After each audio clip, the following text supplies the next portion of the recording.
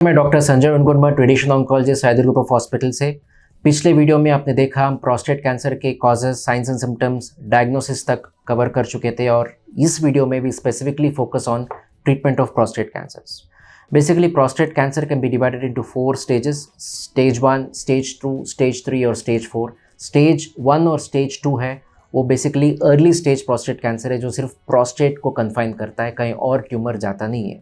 जब स्टेज 3 की बात करते हैं तो बेसिकली लिम्फ नोड इन्वॉल्वमेंट होता है या प्रोस्टेट ग्लैंड से एक्स्ट्रा प्रोस्टेटिक इन्वॉल्वमेंट या फिर सेमिनल वेसिकल इन्वॉल्वमेंट होता है, तो उसको स्टेज 3 बोला जाता है। और स्टेज 4 है जब प्रोस्टेट कैंसर प्रोस्टेट ग्लैंड यानी पेल्विस से कहीं हट के बोन्स में हो या लिवर में पहुंच जाए या फिर लंग्स में या दूसरे lymph nodes other than pelvic lymph nodes में हो, तो उसको स्टेज 4 बोला जाता है। तो ट्रीटमेंट मोडालिटी भी 3 प्रकार के हैं। Number 1 that is hormonal treatment, number 2 that is surgery, number 3 that is radiation, and in very very advanced cases जो लोकली बहुत ही एडवांस्ड हो स्टेज 4 में हम कीमोथेरेपी सजेस्ट करते हैं। टू बिगिन विथ स्टेज 1 और स्टेज 2 प्रोस्टेट कैंसर जो कि locally confined to prostate gland होते हैं, प्रोस्टेट कैंसर्स में the main modality of treatment होती है सर्जरी या फिर रेडिएशन, जिसका नाम है स्टीरियोटैक्टिक बॉडी रेडियोथेरेपी।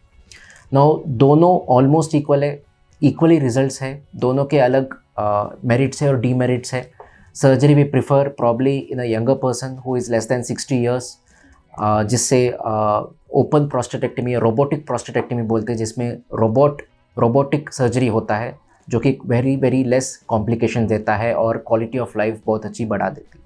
सेकेंड चीज़ है, जिन लोगों को जो सर्जरी प्रिफर नहीं करते वो are little on the older side, maybe 65 plus or 70 years plus, we recommend radiotherapy, that is stereotactic body radiotherapy। उससे पहले ये जानना ज़रूरी है कि प्रोस्टेट कैंसर कौन से रिस्क में है। ट्रीटमेंट से पहले ये जानना ज़रूरी है कि ये लो रिस्क है या इंटरमीडिएट रिस्क है और हाई रिस्क है। इसके लिए 3 चीज़ें इंपॉर्टेंट है।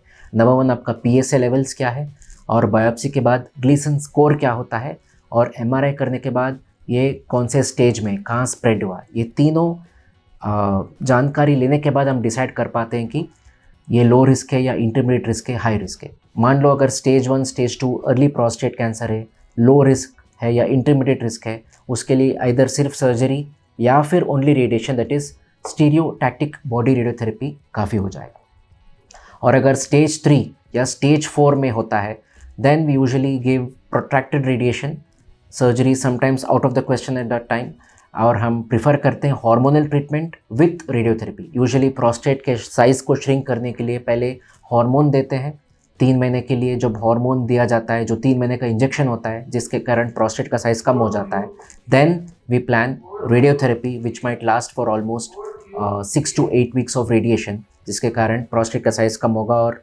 प्रोस्टेट कैंसर सेल्स जो है वो डिस्ट्रॉय हो जाते हैं। और उसके बाद हाई रिस्क पेशेंट्स में usually every 3 monthly injection continue करते हैं ऑलमोस्ट 2 to 3 ईयर्स तक।